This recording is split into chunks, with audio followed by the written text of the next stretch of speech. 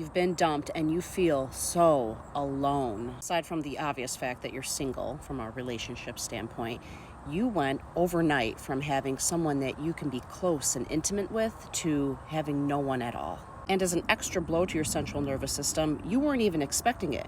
You thought everything was fine, and come to find out that the person you want to be with doesn't feel the same. Depending on your attachment style, you may be in a total panic right now. And ironically, the one person who you're comfortable enough to talk to is the very person that dumped you. With that said, you may have begged and pleaded, you may have screamed, you may have thrown things, you may have tried to talk logic with this person. And if you did, don't judge yourself. It's okay, it's already happened.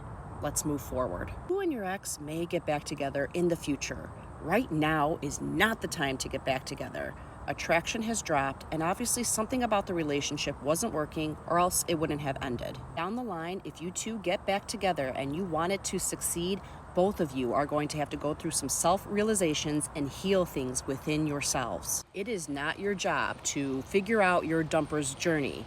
It's not your job to understand what they need. It's not your job to dissect their psychology. What is your job is to do all those things for yourself. This is how you will grow and glow. While you're doing all this, strive for peace. When you get to the point where you can be alone and enjoy it, you know that you're making progress. My account is all about discovering who you are, the spirit inside of you. In science terms, this is about tapping into the magnetic field around your heart. During September, I'm specifically posting videos on how to handle a breakup because this is the perfect moment to have epiphanies. A portal has been opened. I'm not a coach, I'm not a witch, I'm not a healer, I'm not your spirit guide. You are in charge of remembering who you are through your spirit, activating your heart, and rewiring outdated thought processes. Don't take advice from me or anyone else, but as you do watch my videos, if you feel your heart tighten, your stomach drop, or your face flush, just to name a few bodily examples, write down that tidbit in your breakup notebook and explore that. In today's video, I'm touching upon being alone. This is a common phobia.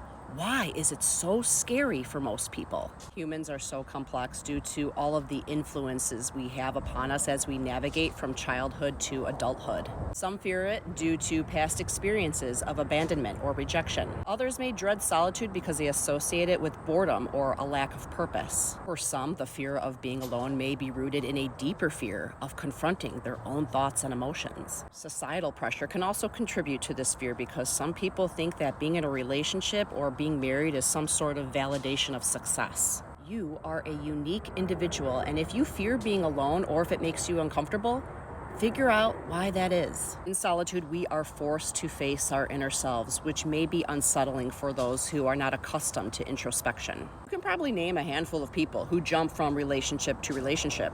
Your dumper may be one of them. You may be one of them. You find yourself wondering when is the next time you're going to be back into a relationship?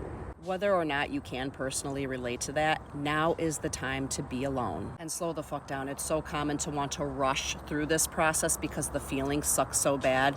Now is your time to face it. Everyone is going to have their own healing journey, but ironically, as you slow down and be present in the moment, you may end up healing quicker. This is not something you can just switch off. And if you think that you are capable of just switching it, ask yourself, are you really? Or are you just suppressing it and not facing it? When I say slow down, I'm not just only talking about taking the time to self-reflect, but actually slowing down with your daily processes. We live in a world where we have machines doing everything for us. We have a machine that washes the dishes, another that picks up dust off of the floor, another that gets us from point A to point B. I can go on and on. Start manually doing things. Get your body and mind involved. Take the long way. This will strengthen your mind and will engage your spirit. Get outside with nature whenever you can. If you live in an urban area, find a way, if you can even get to a park that has something living and breathing, plants, animals. This will not only reduce your anxiety instantly, but it gets the thoughts flowing. Light bulbs will start going off. And avoid the drugs and alcohol. I know it might be tempting to self-medicate to ease these feelings of discomfort. But in order for things to flow, your gateways have to be completely open and unblocked. Down the line, once you've gotten the hang of this, those things may enhance your journey and your thoughts, but for right now, keep a clear head. If you disregarded all of this human bullshit, everything with your spirit is so simple. It's so playful. It's so peaceful. When you start to feel like a kid again, then you can know that your spirit is successfully emerging. Remember when you were a child? Your imagination was in charge. You could just hang out with yourself and have fun. Bring it back.